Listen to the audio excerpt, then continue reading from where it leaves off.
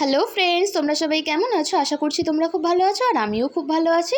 সবাইকে আমার welcome to my another new mini blog. এটা ব্লগ বলা যায় না, মানে একটুখানি ছোটো মোটো মস্তি টাইপের।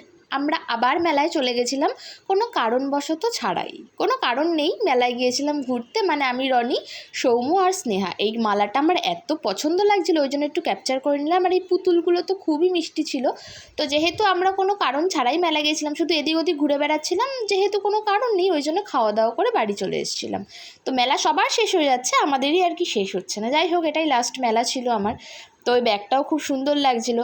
তারপরে এদিক ওদিক করে সবাই, এরা আবার দাম টাম দেখছিলো। এটা তো সৌম্য, তোমাদেরকে নতুন মিট করিয়ে দিলাম। এটা সৌম্য, আর পেছনেরটা স্নেহাকেও দেখাচ্ছি একটু বাদে যখন খাওয়া দাওয়া করবো।